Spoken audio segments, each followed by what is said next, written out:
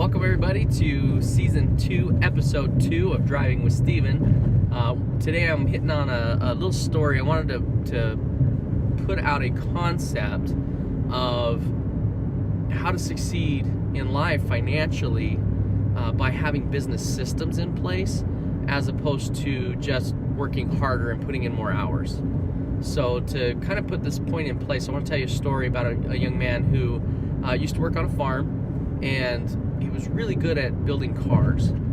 And so this man, would build cars for people just one at a time, and got to a point where he had lots and lots of orders coming in, actually created a business out of building these vehicles, and ultimately would kind of cause his own demise in the fact that he would get so many customers that he couldn't keep up with the demand, and ultimately would have people wanting their money back and would lose business and go bankrupt and lose it simply because he couldn't keep up with his own hands. And fast forward a little bit, and this man went to the fair and happened to go into a butcher's tent. And when he went into this butcher's tent, he noticed that there was a line of people that we would start off with an animal just barely starting to be cut up, and then the person would make a few cuts, move that piece of meat on to the next person, that person would make a few more cuts, move on to the next person, and by the time it got to the end of the line, it was packaged and ready to go. And he realized that this was the piece of the puzzle that he was missing. So he took the opportunity to design into his own business and create the ability to take an automobile from its first pieces to move it on to the next person, have those pieces added, move it on to the next person, and by the time it hit the end of the line, we had a complete car. Now, the person that I'm talking about is Henry Ford. Many people know his story, and I know I'm paraphrasing on a very short scale. But what made Henry Ford go from losing business because he was working so hard and had so much business that he couldn't keep up, to creating a system that allowed him to succeed and create what Ford is today? So when we look at our life, too often we spend all of our efforts thinking that if I just work that extra hour, if I just do that, extra thing, if I give up my vacation pay or whatever, well, not vacation pay, but vacation time, and keep working, that I will be able to reach my goals.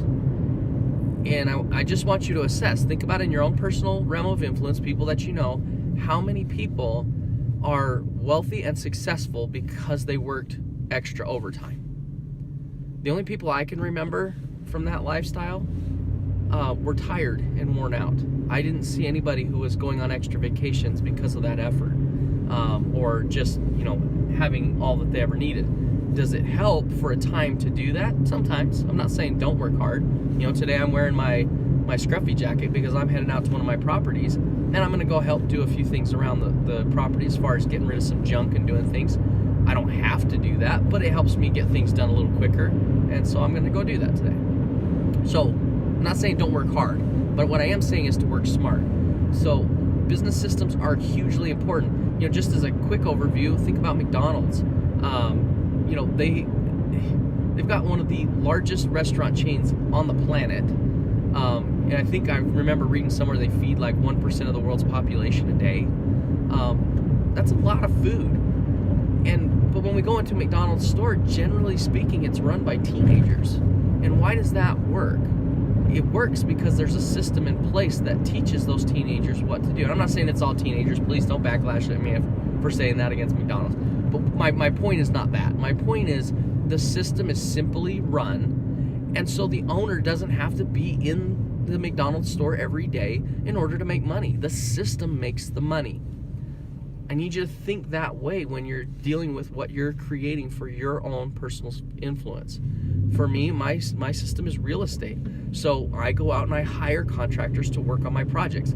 Could I swing the hammer myself? Absolutely I can, and I have in the past. And luckily for me, I figured out pretty quickly that that's not the way that's going to get me to my goals, because it takes too long for me to get on to the next property because I can only do so much by myself. But when I've got a system in place that allows electricians and plumbers and drywallers and painters and everybody to get in there and do their thing, I can get those properties done quickly and I can move on to the next one. I may not make as much money, on the one property. But because now I can get several of them done at one time, I can actually make far more. So take that into account. We want to have systems in place in order to get what we want out of life.